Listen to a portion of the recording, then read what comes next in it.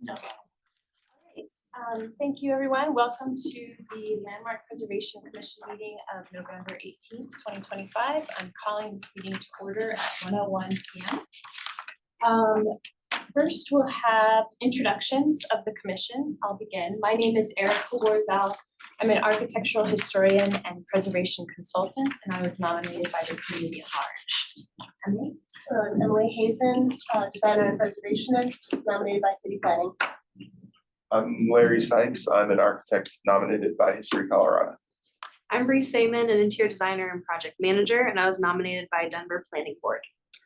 Elizabeth Castle-Dyer, business owner, nominated by History Colorado. Nick Fusianis, I'm an architect and developer, and I was nominated by the American Institute of Architects. Rusty Brown, I'm an architect and was nominated by the AI. Lars Billman, I'm a business owner, general contractor, nominated by the mayor's office. And I'm Brittany Bryant, Denver Landmark Preservation staff. Great. Next, we have an opportunity for general comments from commissioners or staff. If anyone would like to make a comment. And so then we're going to, at the beginning of the meeting, make sure that there are no items in our agenda that commissioners need to announce conflicts of interest or ex parte communication. Okay, great. Next we have our November 4th meeting record. Are there any comments or corrections that commissioners would like to make regarding those meeting records? It looks like those are approved then. And then before we move on to our consent agenda, we do open it up for public comment. We have some audio tips for those of you joining us virtually.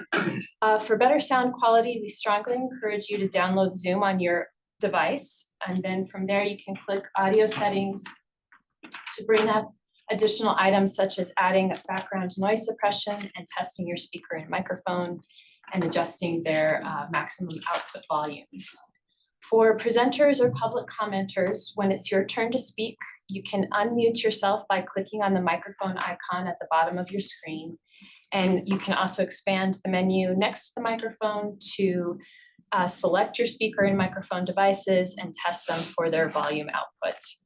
If you're still having audio challenges, we suggest that you switch to phone for audio. So at the beginning of every meeting, we have an opportunity for public comments. These are comments about either historic preservation in general or any items on our agenda coming up, such as the consent review agenda or the design review agenda. We will not be taking comments on these topics later in the meeting, so if you would like to make a comment and you are not part of an applicant team, this is your time to do so. You have up to 2 minutes. We'll start here in person if there's anyone here who would like to make a comment, not on if you're part of an applicant team, but if you'd like to, you're welcome to come to the table. Okay. All right. Anyone joining us virtually who would like to make a comment? Frida, we see that you have your hand raised. Well, you'll be asked to join us as a panelist, and then you can unmute yourself to begin speaking. And again, you'll have up to 2 minutes.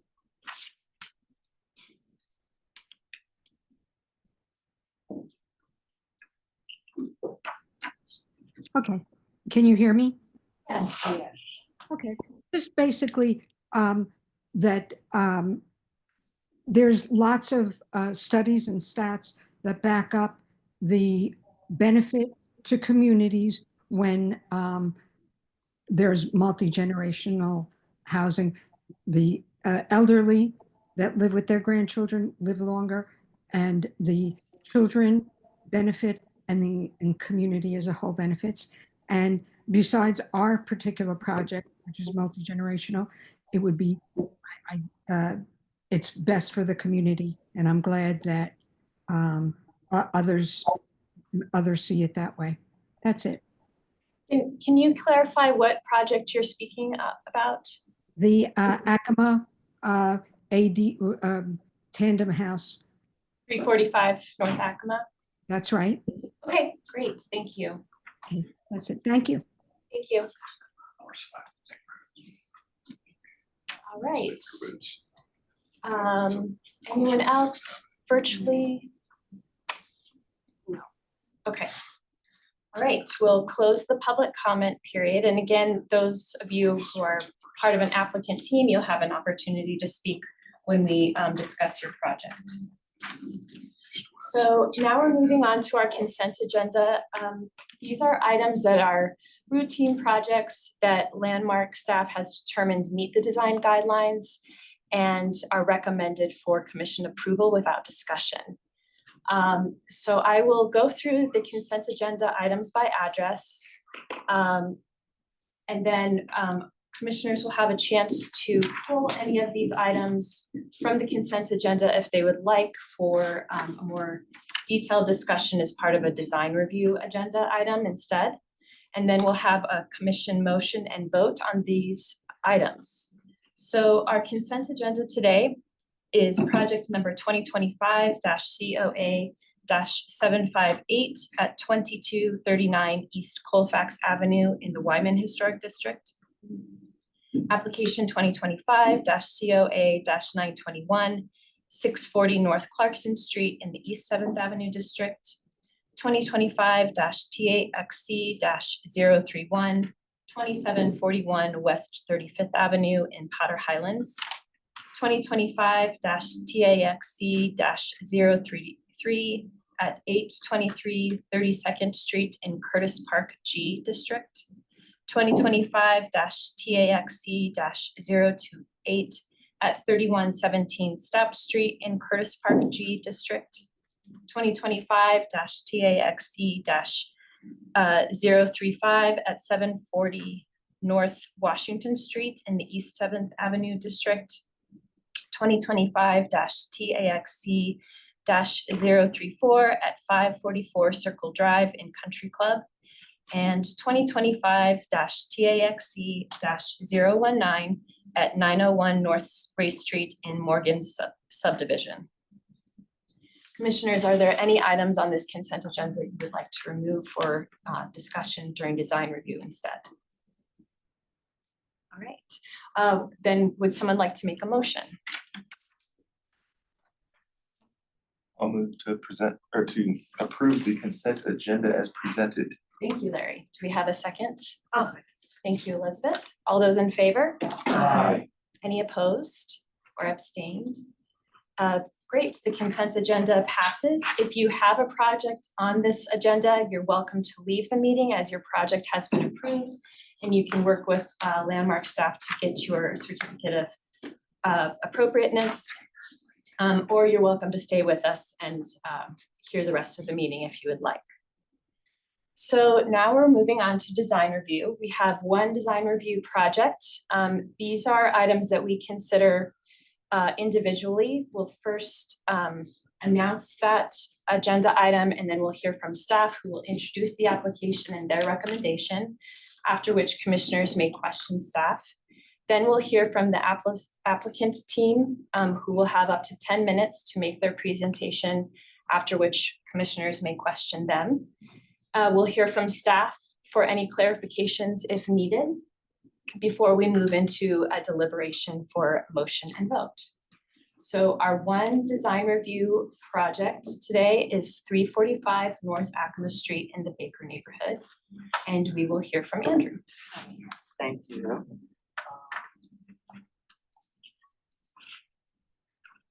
You'll advance the slide for me. Okay. Oops. Yeah, I was just asking. Sorry. Yes, I will. Okay. Hi, everybody. I'm Andrew Abbey. Today we're going to be looking at 345 North Acoma Street in the Baker Neighborhood Historic District. So this property is a contributing 2.5-story brick masonry residence built in 1886 within the Baker Neighborhood Historic District. Today's review is the phase 2 design details following the phase 1 mass form and context approval the commission granted in July of 2025. The proposal includes the new tandem house, rear addition removal, minor site work, and an administrative adjustment recommendation related to height and bulk plane. Next slide. So the applicant is proposing 2 primary actions. 1, the removal of rear additions at the primary structure, and 2, construction of a new 1 1/2 story tandem house at the rear of the lot. Additional components include new fencing, a small patio, skylights, a rear ramp, and 2 ground-mounted condenser units. All proposed work is sensitive to historic materials and features. Staff has found no adverse impact to the historic resource. Slide 3. The tandem house is appropriately sited at the rear of the lot, consistent with historic secondary structures in Baker. Adequate open space is preserved between the primary structure and the tandem house. Mechanical equipment is located near the alley, minimizing visibility from public rights of way. The new structure maintains historic facade alignments with orientations parallel to the property lines. The entrance location reflects a historically logical placement for a secondary building. In this respect, established setback and entry patterns in the district. Next slide.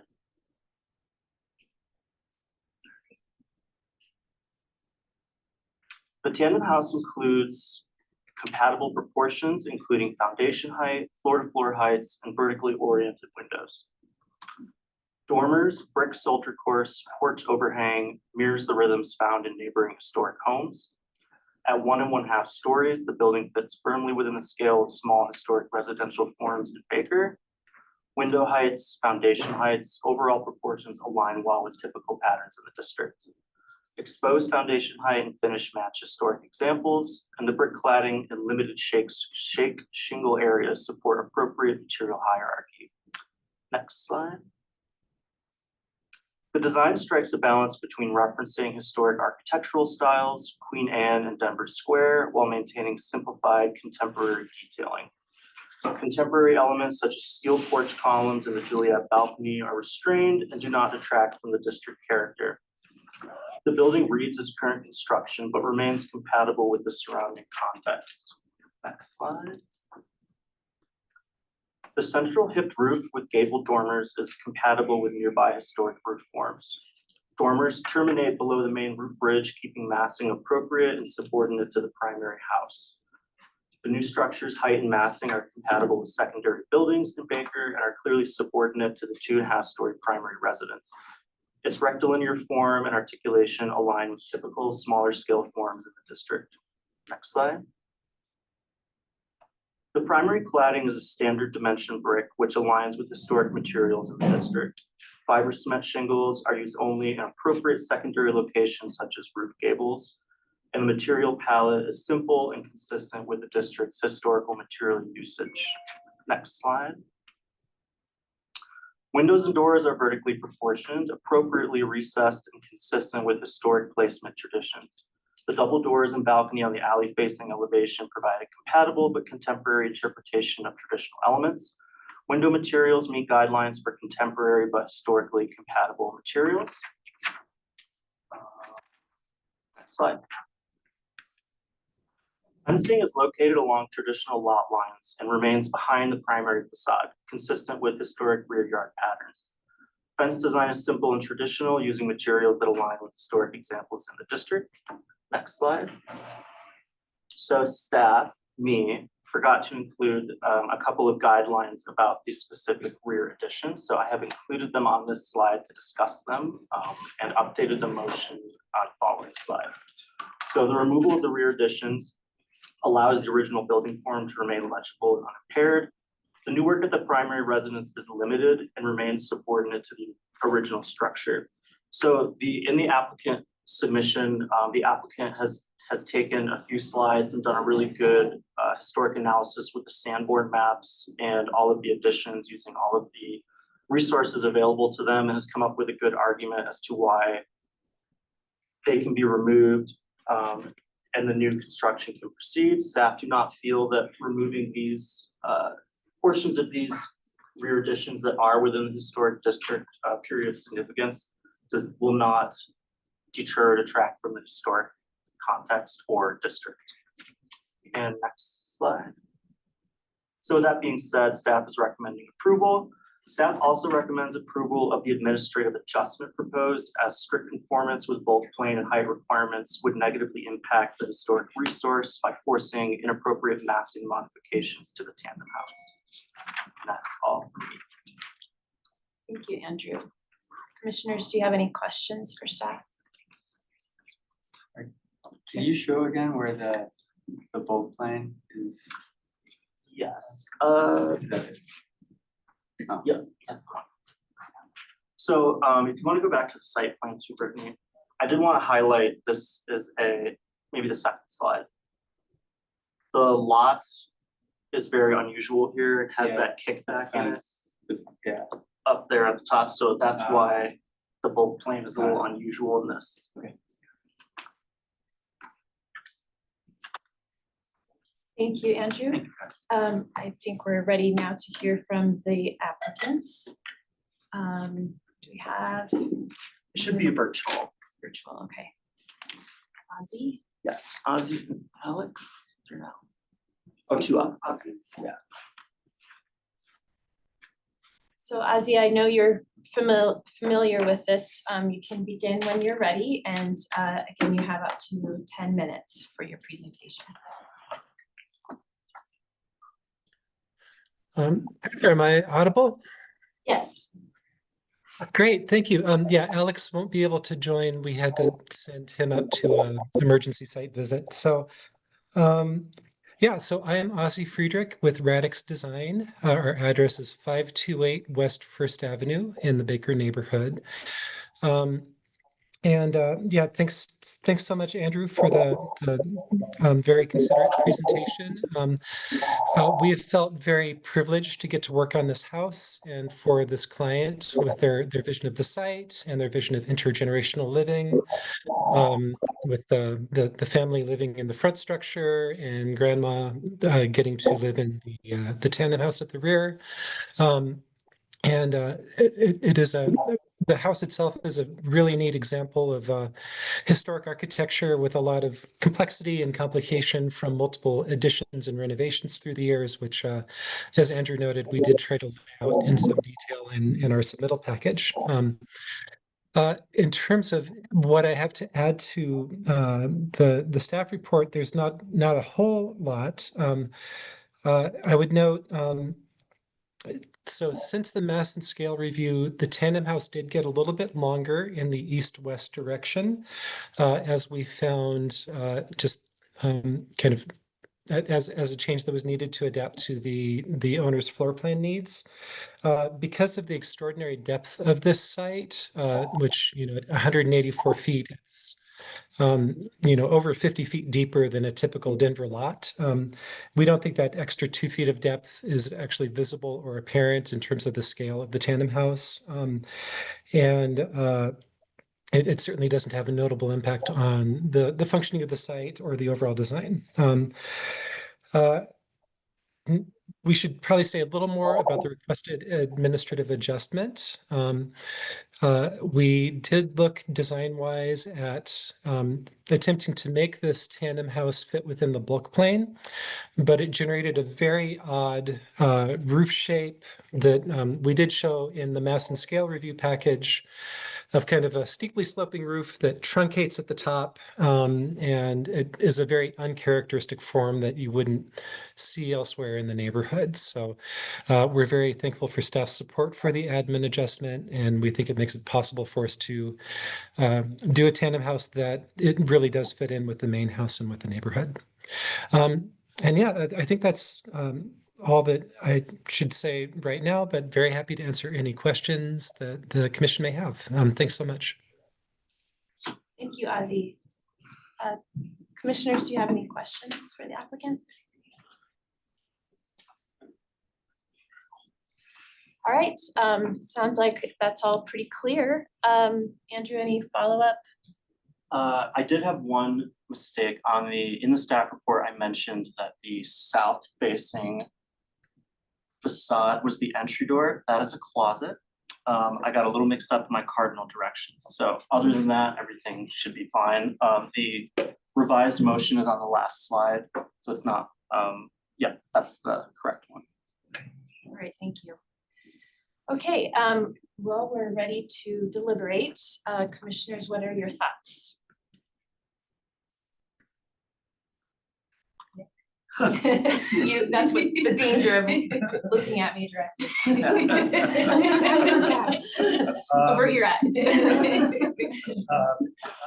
I believe this design meets the guidelines. I'm supportive of the bulk plane adjustment. I agree that form is worth having versus the other one described. So I support this. Any other thoughts, commissioners? I guess I would just like to say that, you know, with the additions on the rear that are to be removed, they are within the period of significance, but I think, you know, the amount of what is remaining on that lower level is still visible from the street. So it seems very appropriate to me that, you know, what's changing is towards the rear of the house and is still very respectful of the design. So it seems appropriate. Thoughts? Would someone like to make a motion? Motion. Okay, Bree? I move to approve application 2025 COA 830 for the Tandem House. Phase 2, design details and administrative adjustment, rear addition to historic home, site work at 345 North Acoma Street, as per design guidelines 3.1, 3.5, 3.9, 3.10, 4.1, 4.2, 4.8, 4.10, 4.14, 5.6, 5.18, presented testimony, submitted documentation, and information provided in the staff report. I move that the Landmark Preservation Commission find that conforming with the zoning standard for height and bulk plane would have an adverse impact on the historic character of the Baker Neighborhood Historic District for the proposed new tandem house construction per section 12.4.5.2b of the Denver Zoning Code for application 2025 COA 830 at 345 North Acoma Street. Thank you, Bree. Do we have a second? Second. Thank you, Larry. All those in favor? Aye. Any opposed or abstaining? Okay, the motion passes and your project has been approved. Thank you. We do have one violation project. So this is violations agenda are items that have been issued a notice of violation by the Zoning and Neighborhood Inspection Services. So they'll require our individual consideration and approval or correction if necessary to achieve compliance with the design guidelines for Denver landmark structures and districts. So I'll announce the agenda item. Then we'll hear from staff about the application and their recommendation, after which commissioners may question staff. We will then hear from the applicant team, who will have up to 10 minutes, and then may answer any questions from commissioners before we hear from staff for any final clarifications if needed, and then we'll move into deliberation for a motion and vote. So our one violation project is 95 West Byers Place in the Baker neighborhood.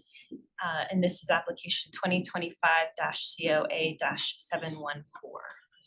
Okay, so this is 95 West Byers Place. It is a contributing building to the Baker Neighborhood Historic District. The property was identified as a violation case in 2025. Next slide. West Byers Place was constructed in 1896, and it is a two-story Italianate structure with a first floor storefront and a second floor residential space. And that's what it, or at least that's what it was historically constructed as. The building is a contributing building, like I said, to the Baker Neighborhood Historic District. The property was purchased by the current owners in January of 2025. And a notice of violation was issued on June 2nd, 2025 for site work and window and door replacement without landmark review or permits.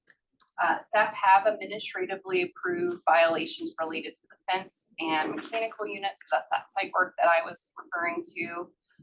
Remaining violations include replacement of the first and second floor windows, alteration and replacement of the storefront windows with inappropriate window types, replacement of doors, exterior stair removal, door alteration into a window, and siding replacement on the north elevation, and then installation of exterior lighting. Included on this slide are images of the building from 1985, January of 2025, and then images showing the current site conditions. Staff recognize that the building has experienced a number of changes and alterations over the years. With the exception of the most recent work, these changes were made before the district was designated and before the current landmark design guidelines were adopted. Older modifications encapsulated historic windows or infilled openings, leaving the historic framework and rough openings. Their outlines are still intact. So while the most recent alterations were made to the non-historic materials, all exterior work to the building or site still requires landmark review and approval, and all new work must meet the landmark design guidelines.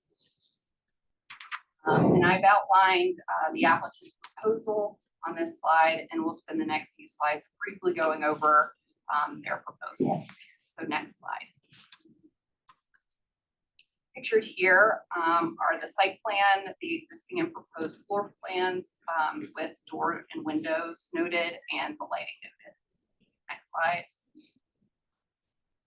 Included here are previous and existing site condition photos and existing and proposed elevations for the north elevation. Work was completed on this elevation, and it included the replacement of windows and door, or windows and a door. A full and partial infill of 2 openings, the removal of exterior stairs, the alteration of doors, a door into a window, and replacement of siding on that upper enclosed porch. And then the applicant is requesting retroactive approval for W27 and W14 and the exterior lighting, and they're in addition to requesting that retroactive approval, or requesting or proposing to replace W28 so that it fits the historic rough opening, replace the non-compliant door with a half-light door, and reinstall a previously enclosed transom window, replace the non-compliant opening infill on W1.5 with brick to match the historic brick on the building, and then that new infill material will be recessed to maintain the historic opening outline. Replace W26 with a double hung window that better fits into the other, fits in with other windows on the building. And then replace the siding on the enclosed second floor porch so that it matches the infill panel detail on the south elevation. Staff are supportive of the proposed alterations on the north elevation and feel that they meet the design guidelines. The applicant will need to correct the window quote to accurately show W28. Next slide. Included here are existing, previous and existing site condition photos and existing and proposed elevation drawings for the south elevation.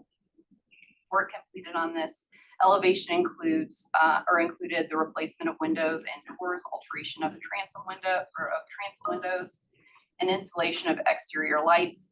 The applicant requests retroactive approval for the replacement and alteration of the windows and the exterior lights, and is proposing to replace non-compliant door D1 and D3. Next slide. Included here are previous and existing site condition photos and existing and proposed elevation drawings for the west elevation. Included on this elevation included the replacement of windows and a door, alteration of transom windows, installation of exterior lights. The applicant requests retroactive approval for the replacement and alteration of windows and the exterior doors, and is proposing to replace the non-compliant doors, the non-compliant door. Next slide.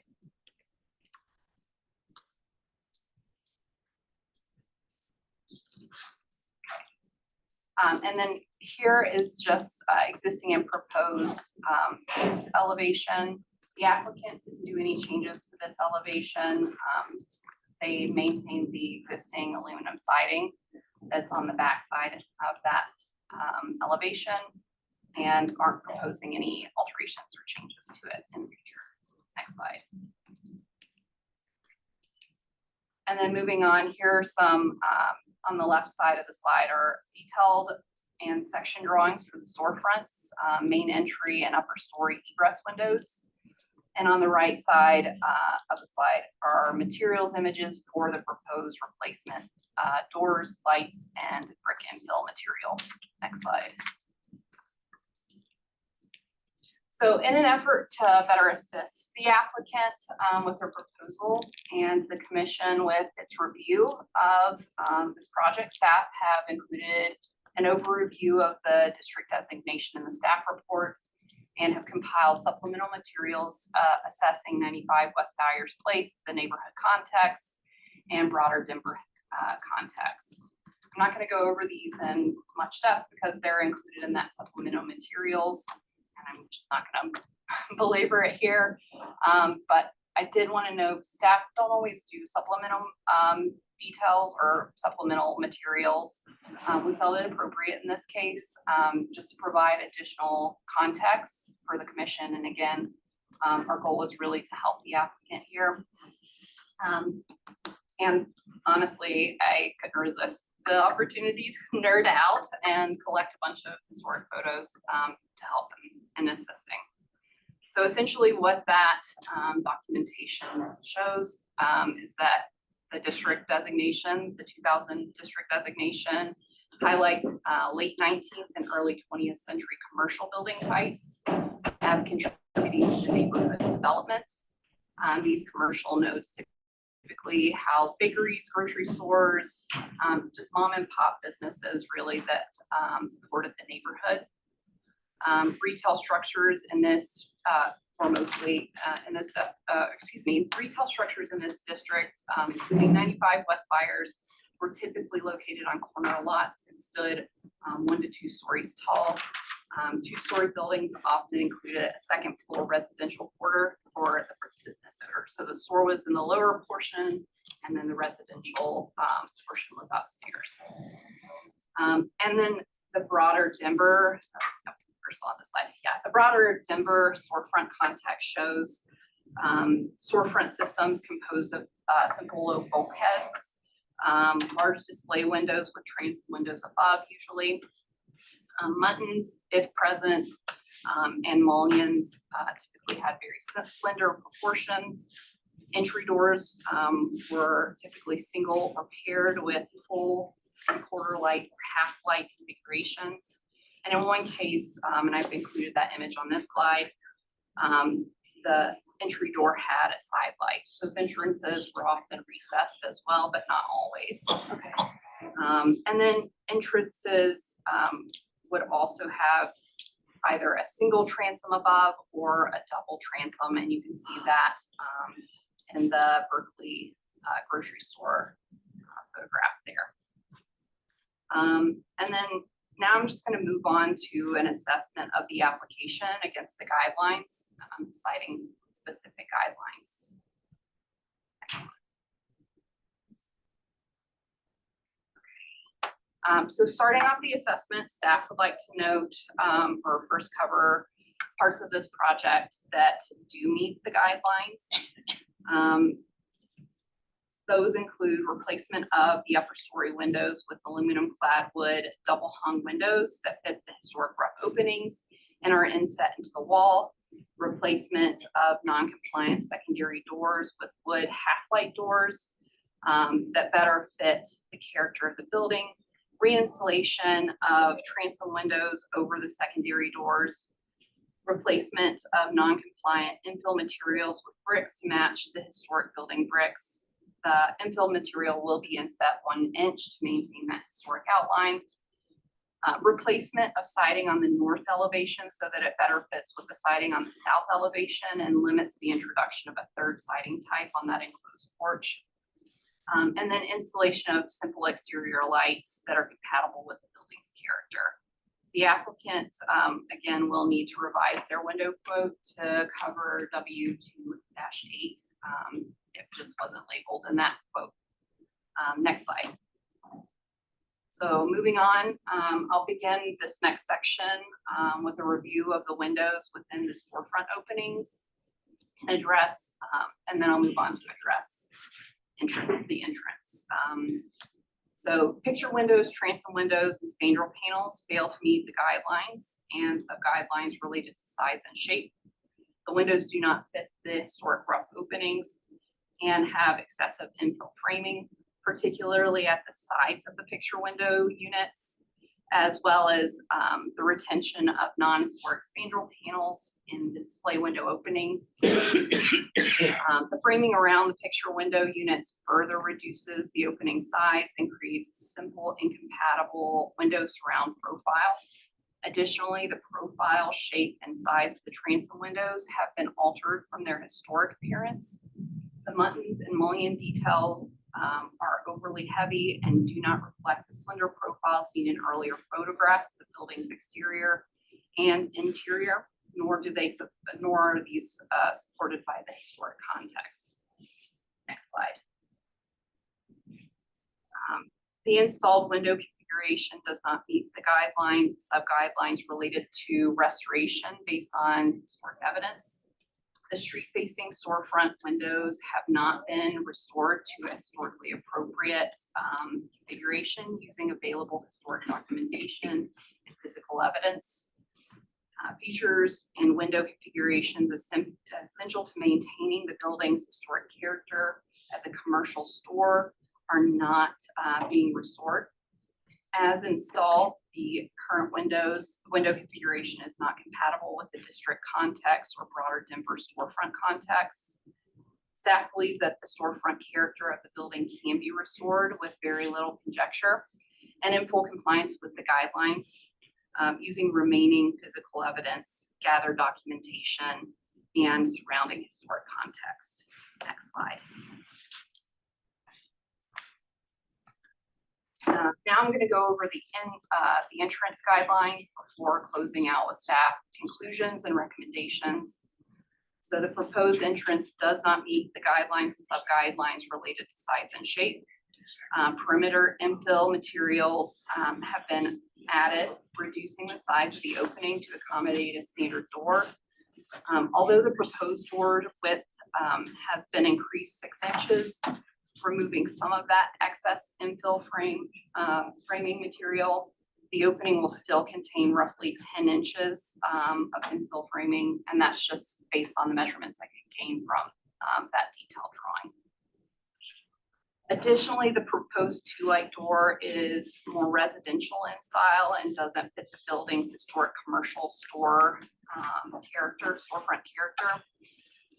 Finally, the non-historic spandrel panel adds further infill above the entry door and likely removes what was originally a second transom window. The proposed entrance alters the opening configuration and adds excessive infill and is not compatible with the character of the building or the historic context. Next slide. The proposed entrance configuration and door do not meet the guidelines and sub-guidelines related to restoration based on historic evidence. The applicant is not proposing to restore the entrance to a more historically accurate configuration using available historic documentation and physical evidence. Elements and doors and door style essential to maintaining the building's historic character as a commercial store are not being restored. The proposed door has a residential appearance and is not compatible with the building's context or with Denver's broader storefront historic context. After reviewing photographs of 95 West Byers Place, along with historic documentation of storefronts in Denver, staff believes that the entrance would have likely have had either paired doors or a standard door with side lights. and a double transom window. The entry door would most likely have had a full 3/4 or half light configuration. And the proposal just doesn't quite match that. Next slide. So a few of the changes made over the years by previous owners, and they were later expanded on by the current owner, don't align with our guidelines, our current guidelines, or with the historic context. Because this building contributes to the Baker neighborhood's history of small scale mixed use commercial development, it's important that any rehabilitation reinforces both the building's character and the district's historic context. Staff understand that violations occur for many reasons. That applicants may not always have the background in preservation, but staff is here to provide that guidance and expertise based on our background in preservation and our knowledge of the guidelines. And that's meant to help them through the process and help their compliance be more successful, especially when it has to come before the commission. And while we recognize that parts of the applicant's proposal do meet the guidelines, key elements of it do not. So staff are therefore recommending denial of this application, citing guidelines 2.14, 2.15, 2.20, 2.24, 2.43, 2.44, and 2.62. The testimony that I presented here today and the submitted documentation included in the supplemental packet staff report, as well as the surrounding historic context. Based on remaining physical evidence gathered, documentation, and surrounding historic context, staff are confident that the building can be restored in a way that better fits the district context and meet the guidelines. Thank you, Jessie. Commissioners, do you have any questions for staff? I have a question about the timeline. So the notice of violation was issued in June. And then the zoning application documents we received that the applicant had submitted were dated August 3rd. So I'm curious, what was the state of construction when conversations started with Landmark? I'd have to go back and look at the record. I was assigned the project in June, I believe. So I don't know what the zoning records show after that. We did request that they not complete any additional work on the building, just in case it needed to be reversed. It would save them time and money.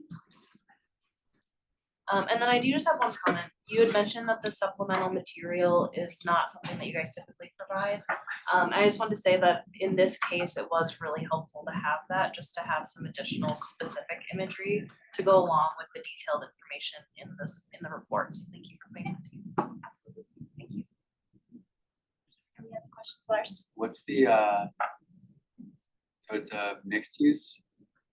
No, the use has changed to residential currently, but historically it was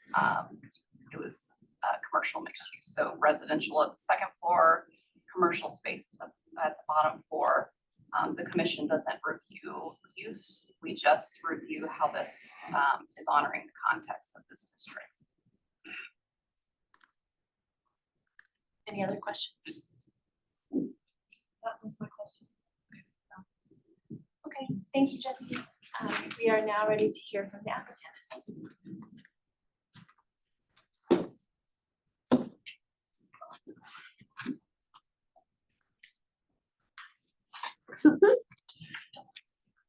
So if you would please begin with your name and address.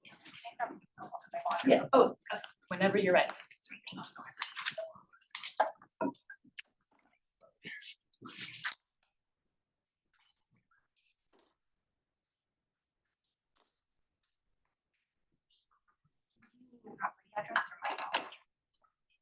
I believe your home address. Or your property address is fine. My name is Hannah Grange, and I'm here about the property at 95 West Byers Place. My name is Scott Giles. I'm with GMH LTD Design and Architecture, representing a design professional that's attempting to assist Hannah in this effort. Thank you.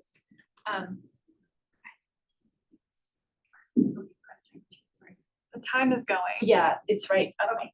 on I this one. think you all have my application information as a part of the application packet. I hope you've had an opportunity to read it. But in it, I detail how we feel the application does in fact meet the guidelines to the best of the ability of somebody, to staff's point, who's layman, never done this before, not an expert in the field. On the basis of looking at the earliest photo available in 1985 and seeing the changes that occurred presumably in the 1990s. Me and everybody that we worked with were under the impression that the changes were more representative of the current context and some of the things that you see the supplemental materials staff put together. It looked nicer. And so there were no indications that suggested the scale of what a prospective undertaking would be in any case. We've had to apply a number of times due to technicalities similar to the W2.8 window not being correctly labeled. Is very difficult, as you can imagine. Trying to move quickly through these iterations and use the software to change those small labeling items. Throughout the process, feedback has changed, and what was indicated as something staff would support in the beginning was no longer an option, which has had the effect of shifting the goalposts ever further away.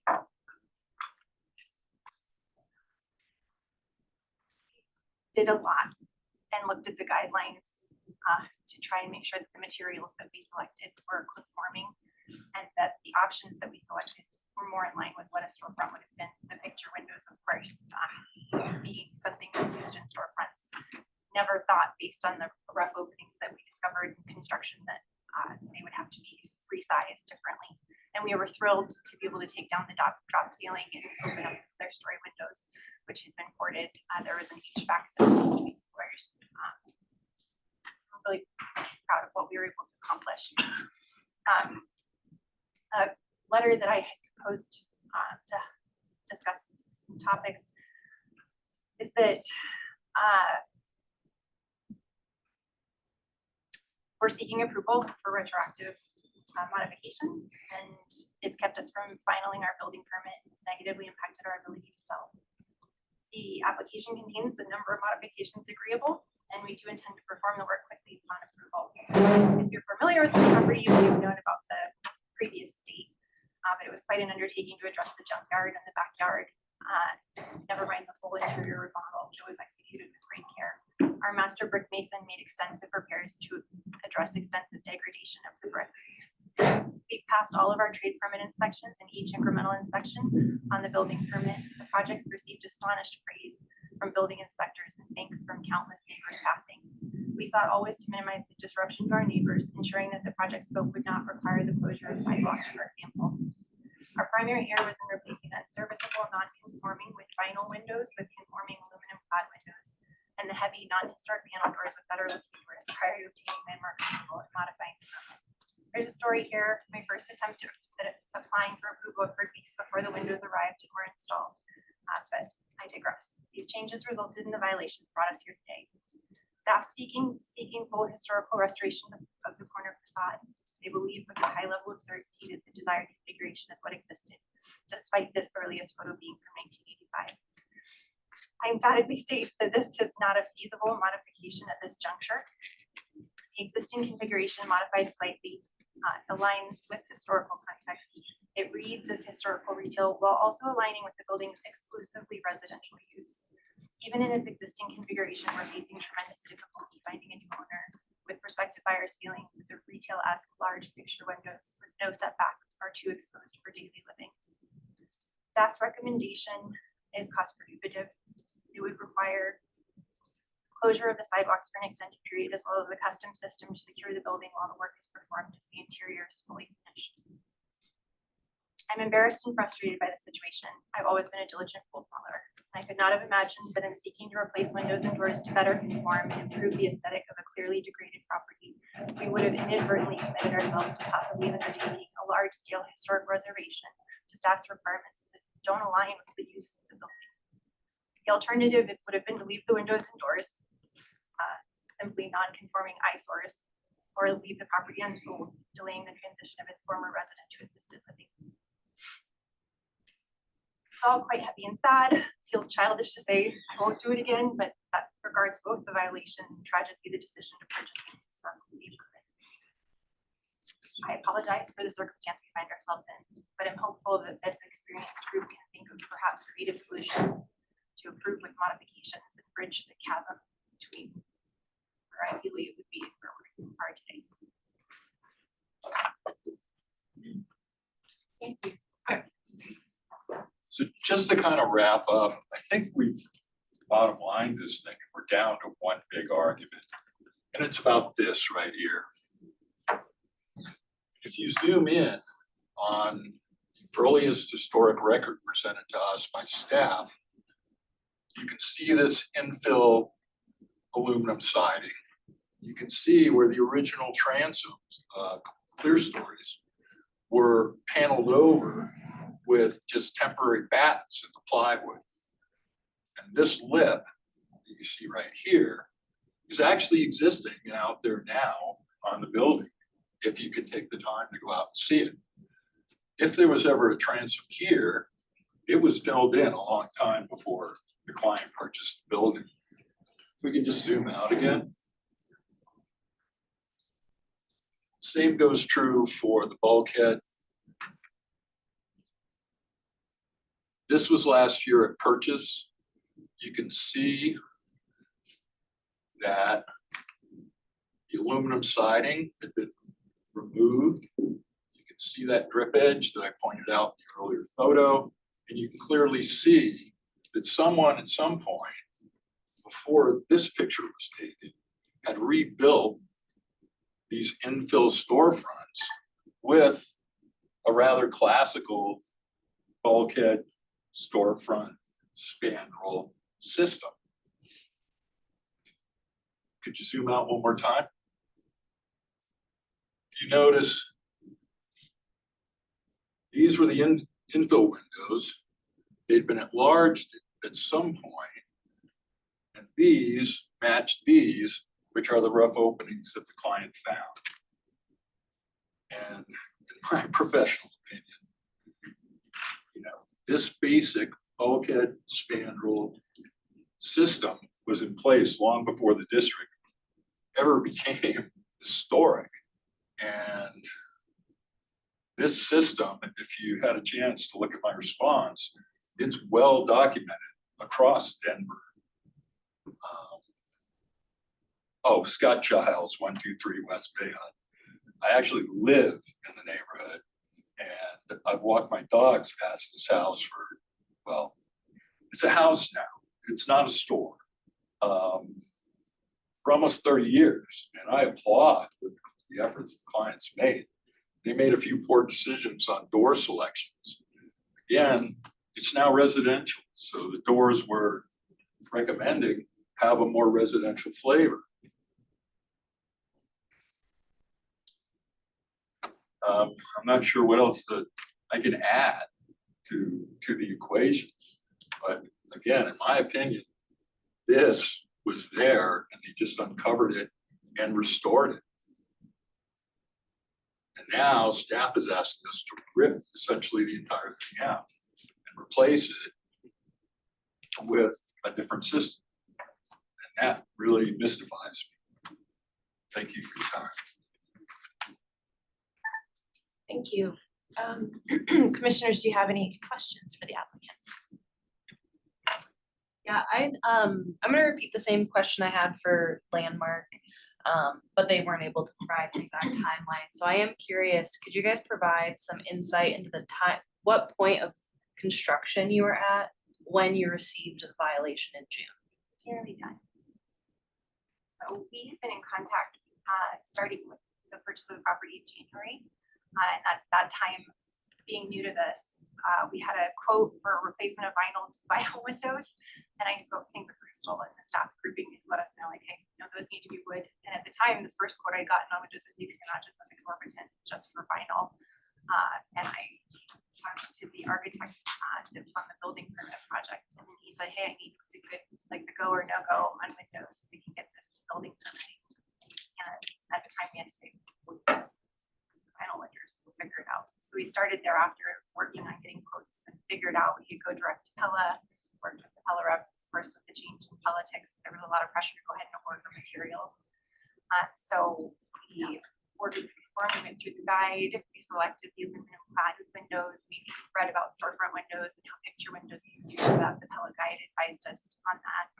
And my first attempt for the modifications went in May 6th. It didn't constitute a complete application. My husband and I were out of country. The windows came from Pella early and the team really gleefully installed them. So that was a surprise. Because then obviously we can't return them, which is the thought we would return them if they weren't a suitable. That's how we ended up where we're at.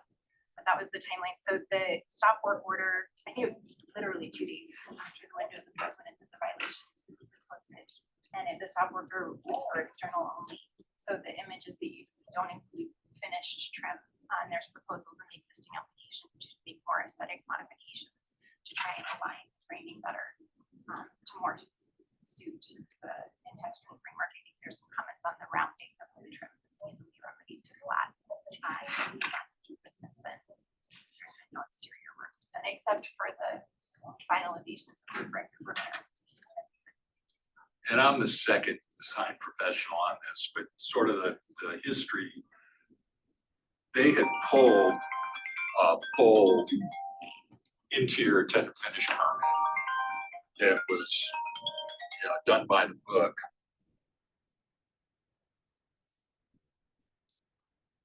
And then I got involved after the property got posted. So I can't speak a lot to what happened before June 6th. I can try to answer your questions on after.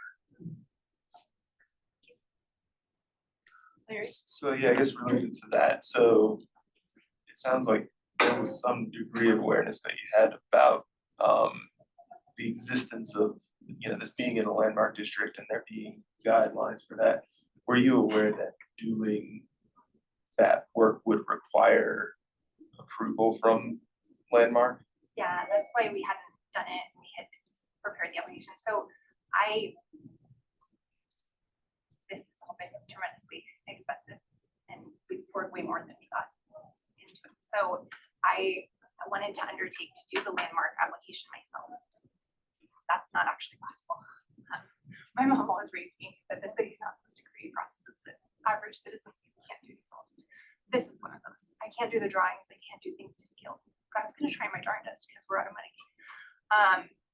So it didn't work. I didn't get it done in time.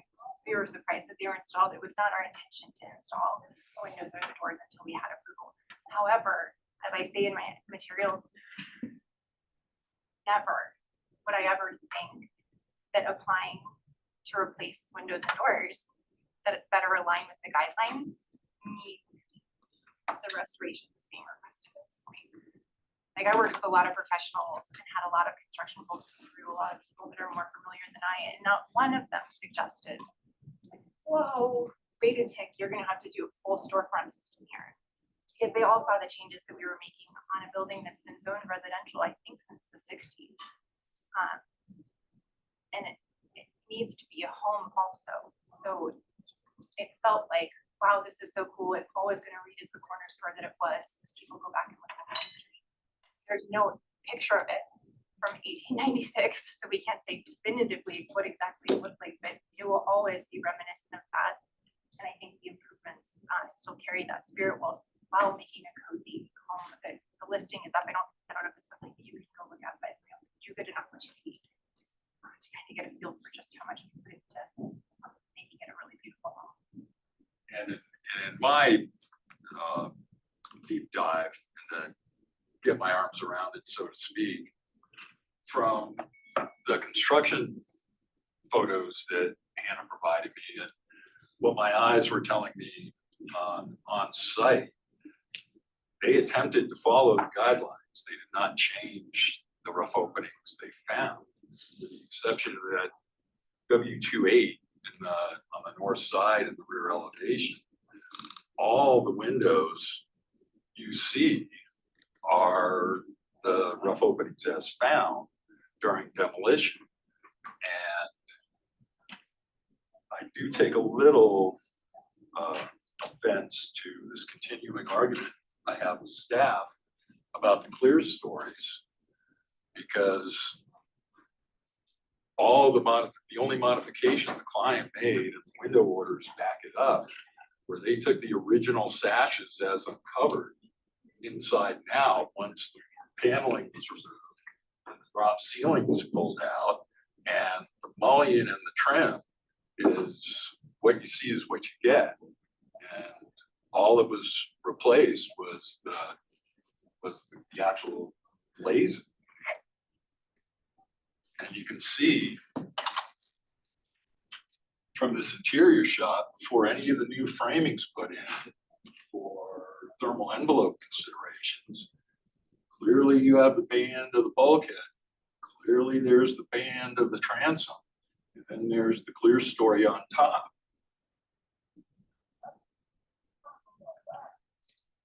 Are there any other questions, Nick? Yeah, from the inside, it's difficult to tell whether the spacers at the jamb for the square storefront windows are part of your construction, facilitated perhaps a standard window installation versus a custom window installation, or whether they were custom to the opening. If they were, it was done long before, at least from the documentation Hannah provided me. And all we did on the front was replace the 36-inch door. So I don't know if that. They honored all the rough openings they found that they uncovered. I'm looking specifically at the close-up details in our photos in your application on page. Can we pull that up? I just did a limited print on that. 36 of 85. I don't know if that rings a bell for you, but that clearly illustrates the. Can I come over and take a look at it? Yeah. So I know what we're talking about. Yeah, okay. The jam spacer. Right, and this was there based on the size of the trim I'm seeing out there. Oh, and that window, I want to clarify too. So that one, again, in an attempt to restore to the rough openings, they had done a double hung window there. And so this is actually paneled underneath this protective barrier. So we measured the rough opening and made that window back to our understanding of the rough opening there. Because there was I don't know if it was a vent for the HVAC that was up here, but that's a double hung window on the left, on the north side of the Bannock. I mean, I think at some point someone put together this spandrel storefront with 4-inch nominal trim picture units for symmetry.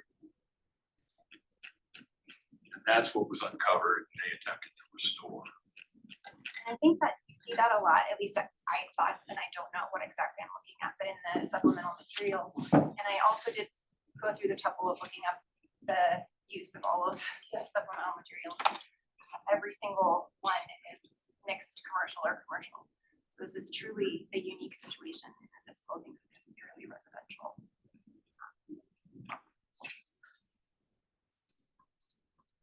So, I'm sorry, of the corner storefront element, I just want to make sure I understand. Did you say a moment ago that the door is the only element that you replaced? No, so we replaced, but the door, like, I think the question was about like the infill around the door. So I was just saying like, that's us. So the only thing we did there was replace the dimension of the openings.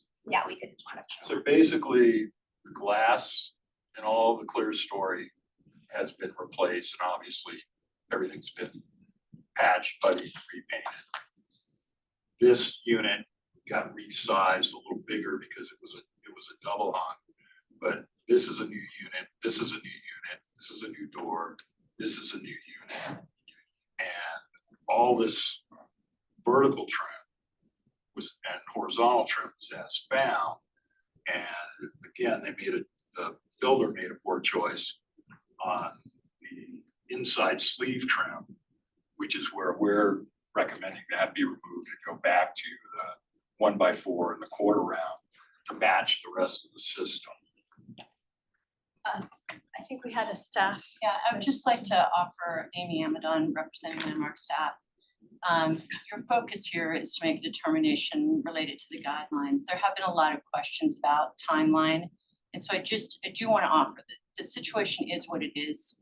But Landmark staff, particularly Crystal, was contacted in January of 2025 by the applicant with some initial questions about the status of the property, January 2025. Jen Capetto was contacted in May 2025. Crystal advised the applicant that this is a historic district and that approvals are needed. We don't have a record of the exact content of the conversation. Jen Capetto was contacted May 2025. Again, some similar line of questioning. I was contacted in June 2025 and told that some work had occurred. So we did try to provide information about process prior to some of this occurring. And I just wanted to make sure that it was understood that there was some dialogue before the events that have put the application in front of you. I also want to remind the commission that violations travel with the property, not the property owner. And work clearly occurred by the prior property owner. Just because it wasn't cited until June of 2020, it doesn't null violations that were done by prior property owners. So we are looking at this holistically. So I also pulled up the page that Nick was referencing, just so the entire commission can see that page, just in case. I think most of you have your own laptop, but just in case you don't, just wanted to pull it up. This was that page that Nick and the applicant were looking at. Just so everybody can look at that. Don't normally do that, but I just want clarity for everyone in this meeting. Thank you. Any other questions? Yeah. All right, thank you very much. Thank you for your time. Oh, I'm sorry, Emily, I didn't see you. I don't think it would be a question for. Thank you. Fire away. All right, so we've heard a little bit already clarification as far as what is truly our purview here and more timeline, but Jesse, do you have any further recap before we deliberate? Yeah, so again, just to underscore, Landmark, they did reach out to Landmark. We never issued an approval or a nod or a go ahead to do work. Work was completed without Landmark, further Landmark review, even though they were advised against it. I won't put a fine point on it because it is what it is, as Amy has pointed out. This was assigned to me June 11th, and I met with the applicants soon after, talked about our guidelines, talk about the process moving forward.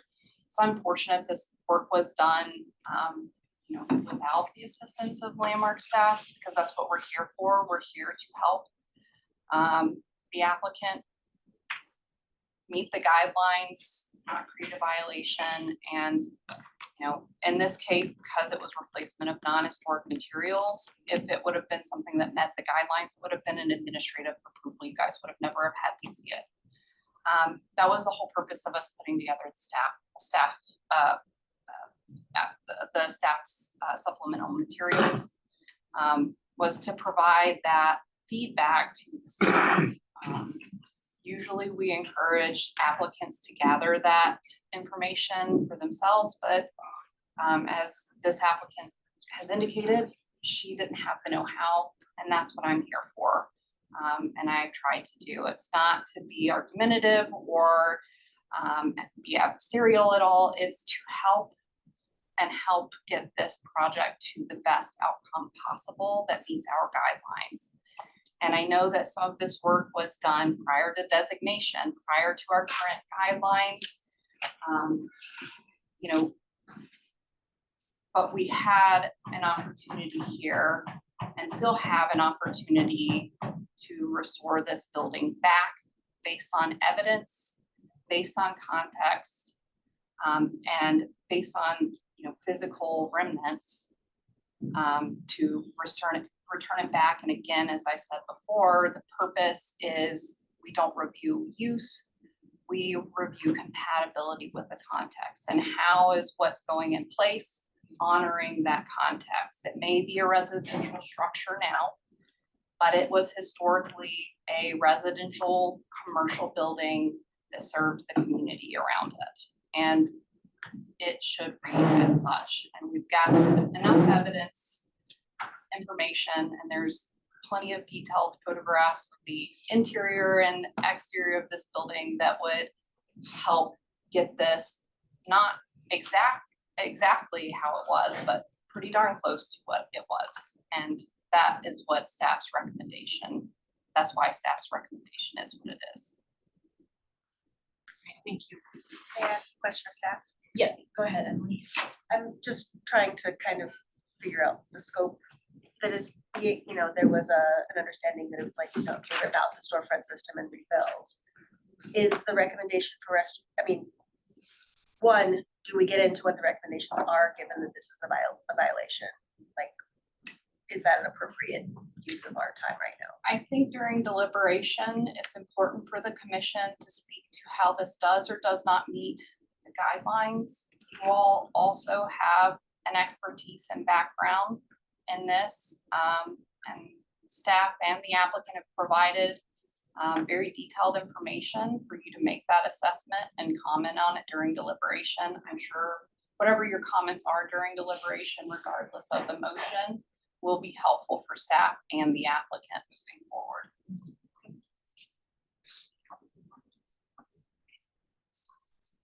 All right, well, let's move into deliberation then. What are everyone's thoughts? Yeah, don't I'll jump in, partly because I used to live down the block from this owner on Cedar. And, you know, I've been by it a lot in its previous state, and, you know, I have sympathy for the applicants because, you know, it was definitely in quite a shape before, and, you know, I think there was an effort to make it better, but I think that, you know, unfortunately, there's a process with this, something of this nature. It reminds me a lot of, you know, a similar process with porches, for example. And you have basically two tracks you can go down. One is leave it alone as it is, and two, if you want to make changes to it, then those changes need to conform with the guidelines, and you work with landmark staff to figure out a plan to make that happen. And, you know, this is unfortunately what happens sometimes when, you know, that process isn't followed. And so, yeah, I don't find any disagreement with the staff report, and yeah, I don't believe that these modifications meet the guidelines despite the best of intents. While we only have one photo of, or the earliest photo of the building's condition is obviously not that old, it does seem that Landmark has been able to provide more than sufficient evidence between the construction photos that we received or that were presented, and also really analyzing the photo from 1985, where it does seem that it's very clear between those two photos what was existing and suggested as original architectural materials like the transom windows, and what was additive. And so it does seem that with this violation, it is very apparent what was additive given the evidence that we've reviewed. I think for me that the interior construction photo really was the missing piece of, oh, I understand how that the existing transoms with the narrower mullions were on site and boarded up, and they clearly had been removed and not restored and reused, which brings us to where we are with this violation. Again, understanding that the existing trim and panel pieces were existing, but to Landmark's point in their report, that does not make them the original components. The original components were there in some, to some extent, and unfortunately were lost in the demolition process. If I can present as a counterpoint, and I wonder if anybody agrees with me, that if they missed, they didn't miss by much. And I, for one, would be supportive of this application with just a minor condition or two. Specifically, as it relates to the jam, that looks additive to me at the big window that I pointed out. But I think that if you painted those aluminum clad wood windows to match the storefront field, then they become less prominent and the inside dimension matches that of the transom above, or clear story above. And then the same thing for the second floor windows. I think one of the things that calls them out is the fact that they're white and not the same color as the storefront. So I think if you make those simple changes, while it might not be letter of the law, it's like in kind to what was there with compliant materials. And so therefore, in this instance, I could support and approve. Anyone else have thoughts? Yeah, I'm kind of similarly inclined as Nick is. It seems like it seems like it wasn't a huge miss, and it was an effort that I think that what's being suggested that the repairs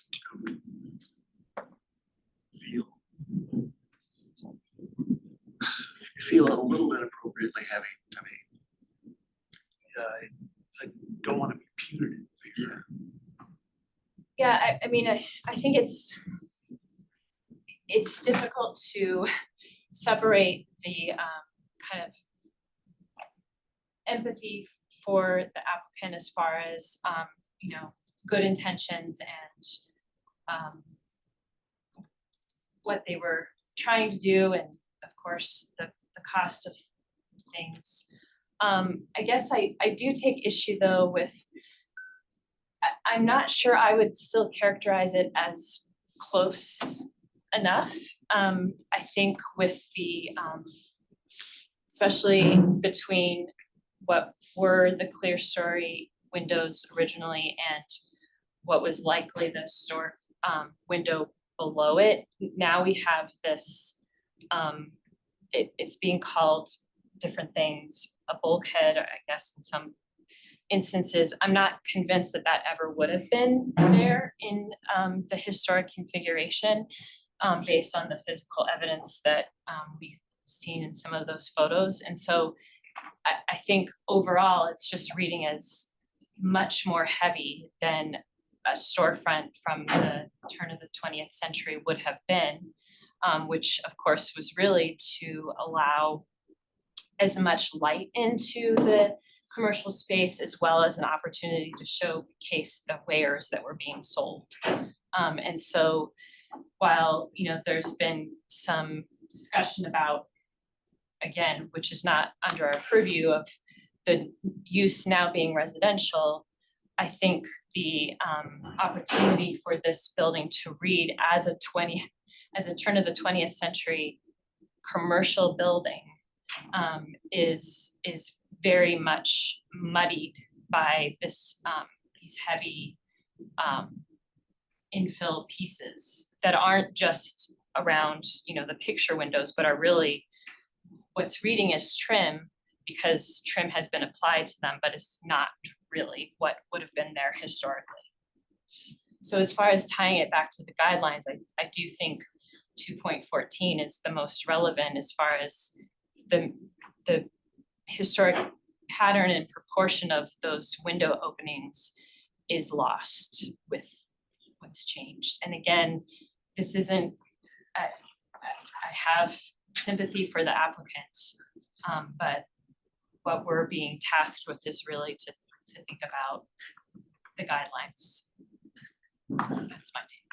Also, it isn't a brand new adaptive reuse. The applicant stated it has been used as residential for an extended period of time, so clearly what was there before worked for residential.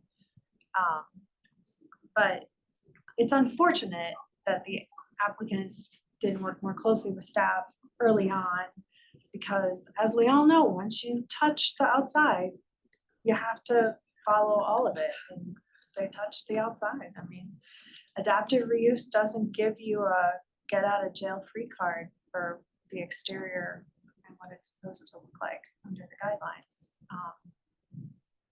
I manage a lot of adaptive reuse, so I deal with this every day in my line of work, and it's unfortunate, but it kind of is what it is. I mean, I would hope that they could go back and work more closely with staff and perhaps find something that we could tolerate as close enough without it being exorbitantly expensive.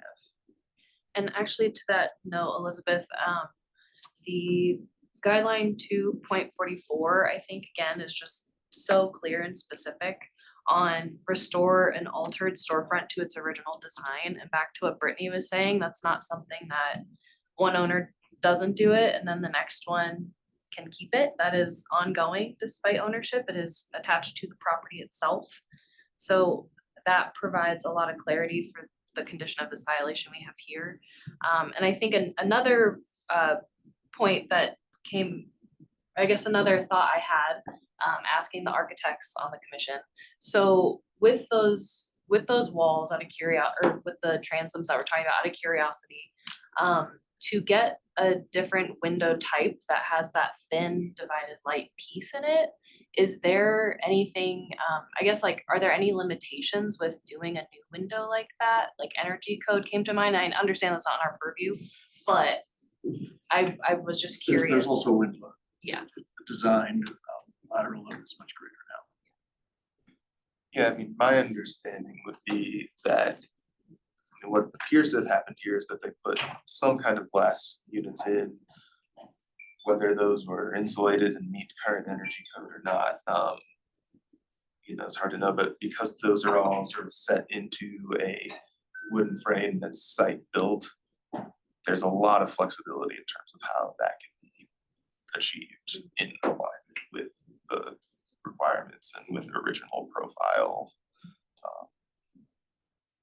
Speaking of the original profile, we keep referencing the 1985 photograph, but actually in the application document on page 6, there is one that's circa 1970, and it really shows the proportions a lot more clearly.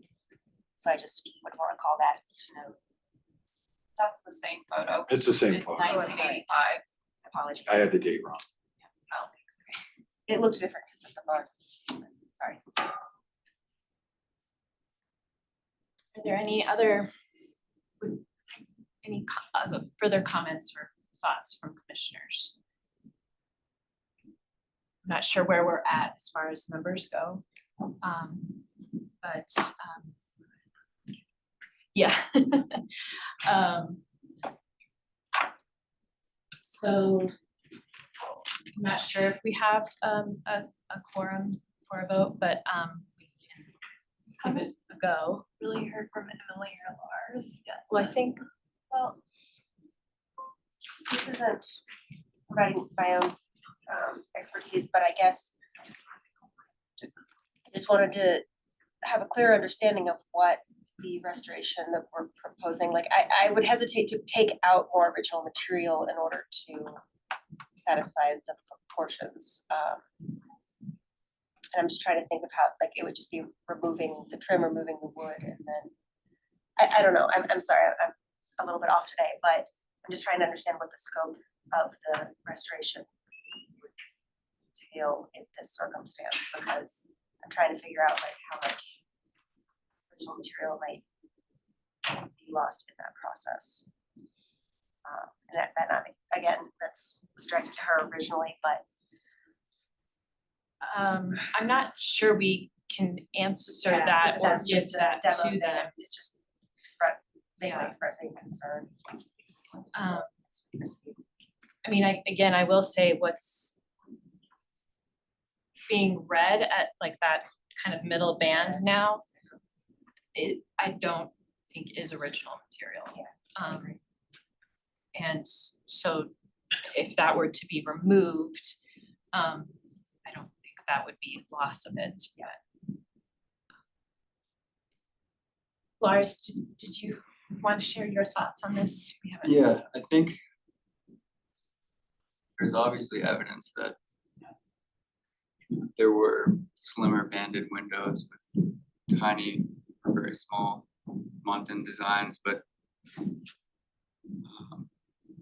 yeah, there probably was. I'm not sure there was on this building.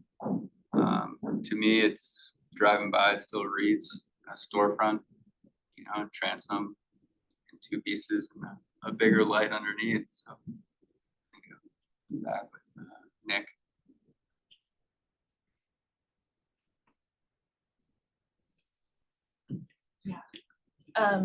Okay.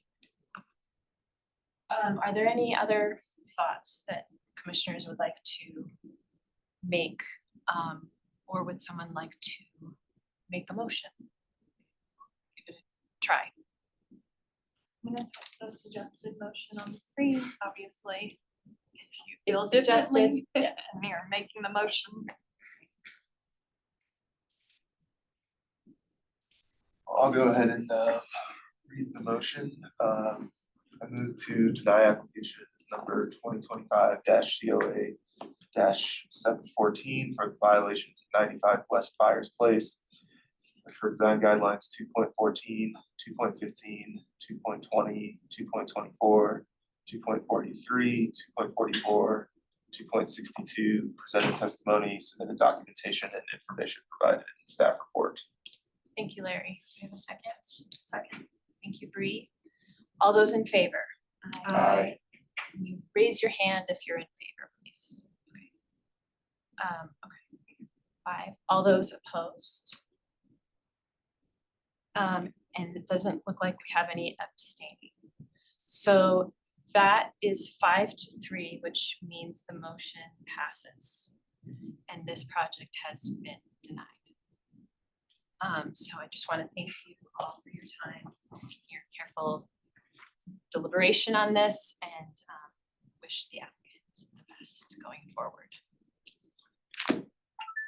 All right, I believe that is the end of our agenda for today. So unless there's anything else, I will close this meeting at 2:29. Thank you.